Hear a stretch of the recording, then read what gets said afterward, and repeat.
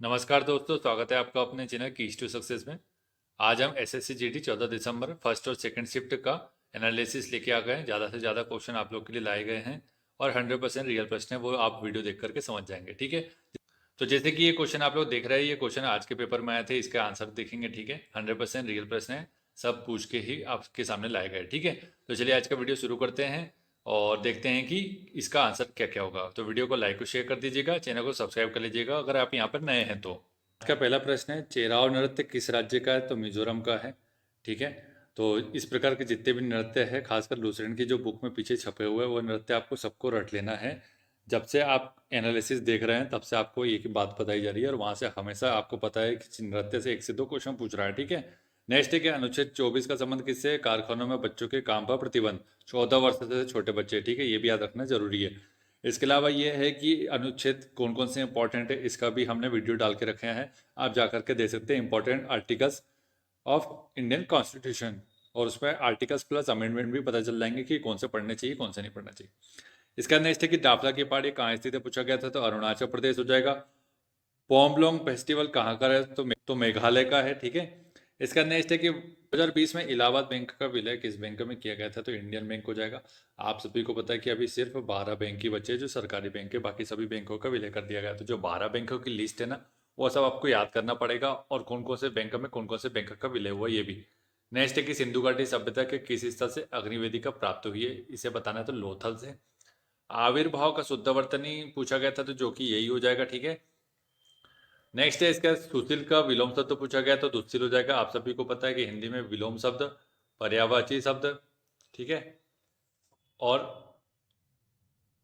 अनेक शब्दों में एक शब्द हो जाएगा। ठीक है, इसके अलावा क्या है, तत्सम तत्व तो पूछा नहीं उसने, रस के पूछा है, एक आधा पूछा, अलंकार भी पूछा है और संधि भी पूछा है ना। तो ये ही टॉपिक आपको देखने की जरूरत है, संधि। ठीक है, तो आपको पता है कि अगर आप हिंदी के पूरे क्वेश्चन, जैसे जैसे 5 से 10 क्वेश्चन भी आ रहे हैं हिंदी के, तो ये पूरे अगर आप सही कर लेते तो आप एग्जाम को निकाल लेंगे, और इसका जो कट ऑफ है ना, उसका आसानी से क्लियर कर लेंगे। तो इसके बाद एक कट ऑफ का वीडियो डाल देंगे कि एक्सपेक्टेड कट ऑफ क्या है लोगों के हिसाब से, क्योंकि आपको पता है कि मॉडरेट ही जा रहा है पेपर, बहुत कम ही शिफ्ट में टफ गया, बाकी शिफ्ट में मॉडरेट और एवरेज ही गए। नेक्स्ट है कि हथेली पर दही जमना मुहावरे का सही अर्थ बताना है, तो बड़ी चीजों को पूरा करने में समय लगता है। नेक्स्ट है इसका दामिनी का पर्यायवाची पूछा गया था, तो क्या हो जाएगा? चपला और चंचला। ठीक है, पौराणिक शब्द का शुद्ध वर्तनी पूछा गया था, तो यही हो जाएगा। इसके बाद परलोक का विलोम शब्द पूछा गया था, तो क्या हो जाएगा? इहलोक यानी लोक। नेक्स्ट है वर्ष 2020 का जॉनी मुलाक अवार्ड किसे प्रदान किया गया था? अजिंक्य रहाणे को। इसका नेक्स्ट है लिप्त का विलोम शब्द पूछा गया तो निर्लिप्त हो जाएगा। ठीक है, नेक्स्ट है इसके बाद महात्मा गांधी को सर्वप्रथम राष्ट्रपति किसने कहा था, पूछा गया तो सुभाष चंद्र बोस ने। पृथ्वी का पर्यायवाची पूछा गया था, तो वसुंधरा हो जाएगा, ऑप्शन के हिसाब से भू भी हो जाएगा। ठीक है, इसका नेक्स्ट है कि आंख का लगना मुहावरे का अर्थ पूछा गया था। ठीक है, तो क्या हो जाएगा? नींद आना हो जाएगा। नेक्स्ट है इसके बाद आंखें फेरना मुहावरे का सही अर्थ क्या हो जाएगा? किसी के विपरीत होना या फिर नजरअंदाज करना। ठीक है, इसके बाद नेक्स्ट है सर्दी ठीक करने वाला पौधा कौन सा है, तो उसे बोलते हैं तुलसी, क्योंकि आप सभी को पता है कि चाय में तुलसी डाल करके पीने के लिए बोलते हैं जिसको सर्दी हो जाती है, तो क्योंकि तुलसी की तासीर ऐसी होती है कि आप उसे पी करके निश्चित तौर पर सर्दी से राहत पाएंगे। भारत के कौन से चुनाव आयुक्त एडीबी के उपाध्यक्ष बने, तो उनका नाम बताना है, तो क्या हो जाएगा? अशोक लवासा जी हो जाएगा। इसका नेक्स्ट है कि हंटर आयोग का संबंध किससे था, पूछा गया तो शिक्षा से। ठीक है, दो वर्ष 2021 में ब्रिक्स सम्मेलन की अध्यक्षता किसने की थी, तो किसने की थी? वो भारत ने की थी। ठीक है, ऑप्शन ये आंसर देख लीजिए आप। इसका है कि भारत में प्रथम डिजिटल केंद्रीय बजट पेपर लेस पेश करने किस वर्ष पेश किया गया था, पूछा गया तो 2021 में किया गया था। ठीक है, मध्य प्रदेश और उत्तर भारत की जनजाति द्वारा कौन सा नृत्य किया जाता है? कर्मा। कौन सी जनजाति करती है? ये बेगा जनजाति करती है। ठीक है, गोंड और बेगा जनजाति, और बेगा जनजाति के द्वारा ये नृत्य करके वर्ल्ड रिकॉर्ड भी बनाया गया है। वर्ष 1968 में इंदिरा गांधी के समय कृषि के लिए कौन सी क्रांति हुई थी, तो हरित क्रांति हुई थी।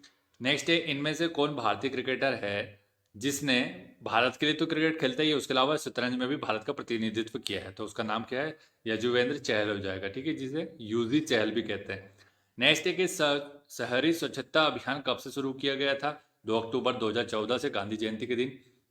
ठीक है, नेक्स्ट है कि सर सैयद अहमद खान द्वारा अलीगढ़ आंदोलन की शुरुआत किस वर्ष से की गई थी, तो 1875 से की गई थी। ठीक है, और आंदोलन का नाम क्या था? अलीगढ़ आंदोलन। ठीक है, नेक्स्ट है भारत का पहला चंदन संग्रहालय कहाँ स्थित है?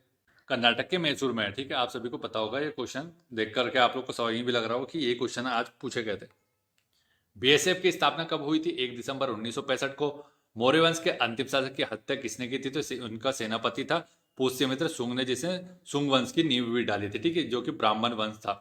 और इसका अंतिम शासक कौन था? ब्रह्मदत्त, ठीक है। और अगर वीडियो अच्छा लग रहा होगा तो वीडियो को लाइक और शेयर कर दीजिए, चैनल को सब्सक्राइब कर लीजिएगा।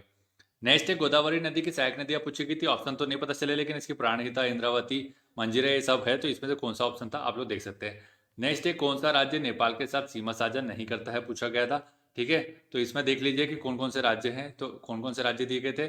महाराष्ट्र, उत्तराखंड, सिक्किम, उत्तर प्रदेश, बिहार और पश्चिम बंगाल। तो आप सभी को पता है कि ये हिमालयन राज्य जो है उनकी सीमा तो लगती है, लेकिन महाराष्ट्र जो है दक्षिण राज्य है, ठीक है, दक्कन का राज्य है, तो इसकी सीमा नेपाल से नहीं लगती है। तो आप लोगों को सीमा जो जो भारत की सीमा है, जितने भी आसपास के पड़ोसी देश है, उससे कौन कौन से राज्य से लगती है ये देखने की जरूरत है। और इसके बाद आपको ये सीमा कितनी किलोमीटर की लंबी है ये भी आपको देखने की जरूरत है, ठीक है।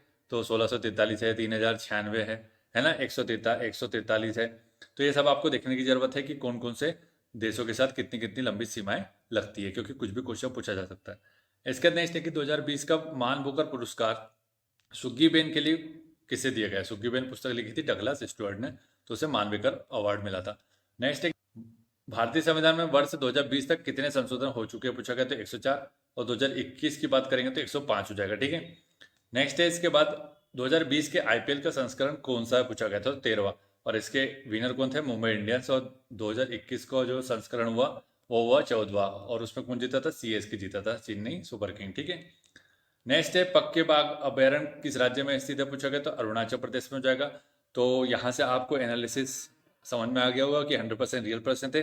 और कुछ टॉपिक है जैसे अभयारण्य है, पार्क है ना, नेशनल पार्क है, और कौन से राज्य से सीमा कितनी है किसकी, ठीक है, लोक नृत्य, लोक संगीत है, कौन किससे संबंधित है, मतलब लूसेंट का जो विविध है आपको उसको ध्यान से पढ़ना पड़ेगा, अच्छे से देख लीजिएगा, ठीक है। और हिंदी में तो आपको बता दिएगा टॉपिक, वो टॉपिक आप लोग ध्यान दे दीजिएगा, उस टॉपिक के हिसाब से आप बहुत सारे क्वेश्चन अटेम्प्ट कर सकते हैं। और आप 70 to 75 अगर क्वेश्चन अटेम्प्ट कर लेते हैं सही सही विद एक्यूरेसी के साथ, तो डेफिनेटली आपका सिलेक्शन पक्का है, ठीक है। आप लोग चिंता मत कीजिए, कट ऑफ बहुत ऊपर नहीं जाने वाला है, बहुत ही 70 to 75 के बीच में ही रहेगा, तो यहाँ से आप आराम से निकाल लेंगे, ठीक है। इसके अलावा मैं कहना चाहूँगा कि मैथ्स और रीजनिंग के क्वेश्चन नहीं मिले हैं, लेकिन रीजनिंग के क्वेश्चन भी कुछ खास नहीं आते, एकदम नॉर्मल आ रहा है, मॉडरेट आ रहा है, जो कि आप लोग सभी कर लेंगे। और मैथ्स में भी एकदम बेसिक मेथड से ही क्वेश्चन कर सकते हैं आप लोग, कोई ट्रिक लगाने की जरूरत भी नहीं है। लेकिन जिसको ट्रिक आती है तो उसके लिए तो कोई दिक्कत ही नहीं है, ट्रिक से भी कर सकते हो। और अगर ट्रिक से नहीं भी बन रहा है तो आप बेसिक मेथड से करने की कोशिश कीजिएगा, एक्स वाई मेथड से। और एक चीज़ और बता दूं कि जो मैथ्स है ना, मैथ्स में ज़्यादा से ज़्यादा क्वेश्चन जो है वो RS अग्रवाल बुक के ही मिल रहेंगे आपको, ठीक है। राकेश यादव सर की बुक से नहीं मिलेगा, तो आप उसके ऊपर जाने की कोशिश ना करें, RS अग्रवाल की बुक के ही क्वेश्चन लगा लीजिए। खासकर वो जो फ्रंट पेज में मॉडल क्वेश्चन दिए ना, वहाँ से क्वेश्चन बहुत सारे देखे गए, वहाँ से देखिएगा, ठीक है। सीरीज के क्वेश्चन तो आप सभी को पता है कि सीरीज अगर आपको देखने में 2 सेकंड में अगर बन रही है तो ठीक है, नहीं बन रही तो फिर उसको छोड़ दीजिए आप, क्योंकि वहाँ समय बर्बाद कर देंगे, ठीक है।